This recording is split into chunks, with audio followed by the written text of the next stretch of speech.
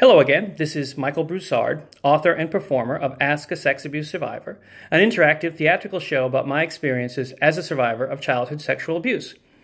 Before I get started, I want to remind everybody that I am not a medical professional, I am not a mental health professional, I am not offering medical or mental health advice.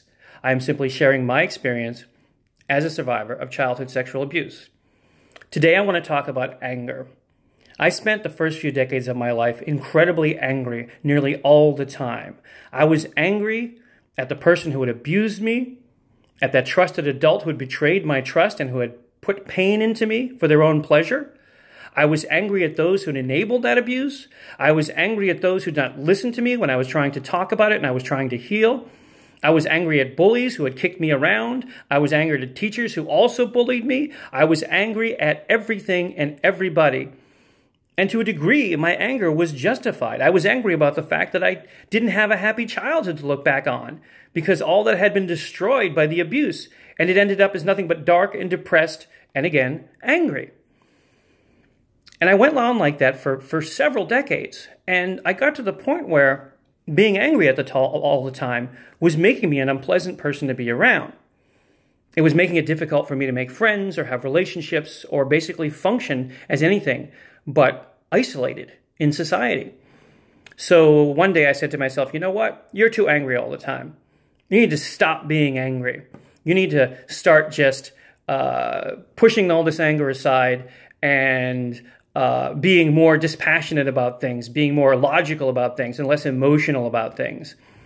So essentially what I did is I compressed my anger into a tiny little ball inside of me. So whenever it was triggered, I just pushed it harder again and again and again. So it compressed and compressed and compressed.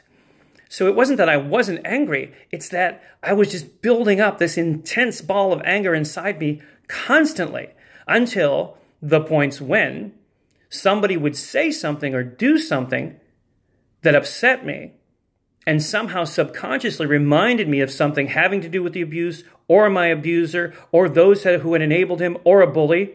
And I would react, explode disproportionately to the actual situation. And that would end a friendship, or that would end a romantic relationship, or that would end a creative collaboration. I was pushing people away from me because I kept building up all this anger inside of me. And then it finally had to come out, and it came out completely out of proportion for the situation. The person who was getting the anger didn't deserve it. They might have deserved some anger or disappointment from me, but they didn't deserve what they were getting. And after a while, I started to find more balance. I started to give myself permission again to be angry about what had happened to me, about those who had enabled it, about bullies, about teachers, about all the things that I had lost, about people not being willing to talk about it, about all of that stuff. I started allowing myself to be angry again.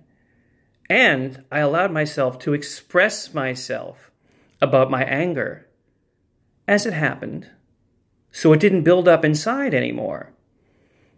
And I was careful about directing that anger toward those who actually had wronged me. And I became more able to have healthy relationships with people because if they upset me or they wronged me, I didn't wait until they did it 25 times before I finally said something. I said something when I could say it reasonably and say, you know, that didn't make me too happy, or this. Maybe you didn't mean that. I started to understand that people didn't always do these things on purpose, that they weren't all my bullies and my abusers, but that I had a right to speak up. And as I continued to heal, my life started to get better.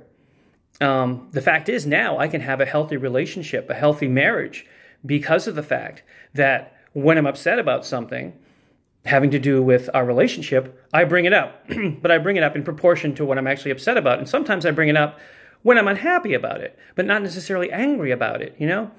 Anger isn't productive in that way. However, I do think that expressing your anger about what has happened to you as a survivor, I think that's healthy and that's normal and that's understandable. And I don't have a problem with the fact that I'm angry about what happened to me as a child. And I don't have a problem with the fact that I'm angry at the person who abused me, or the other people who abused me, or those who enabled it, or those who continue to enable it, or those who I see in media supporting predators. I'm angry at them. And I think that's healthy. So I think what I have learned for me personally is that anger is not something that I can pretend I don't have. But by the same token, it isn't always appropriate to every single situation. And sometimes I can head out being angry by being communicative, by talking to my friends, by talking to my spouse, by talking to people in my life, by being clear about how I feel when I feel it. So yeah, I think that there's too much of a tendency, or there has been too much of a tendency from me in my life to deny my right to be angry. And I think that that is what led to me being too angry. I feel like my fellow survivors have a right to be angry. And I think that people who tell them they don't just don't understand. So yeah, anger can be healthy, and communication is healthy. And that's how I feel about it. And I don't know how you feel about it. And your mileage may vary. Once again, I'll talk to you soon. Thank you.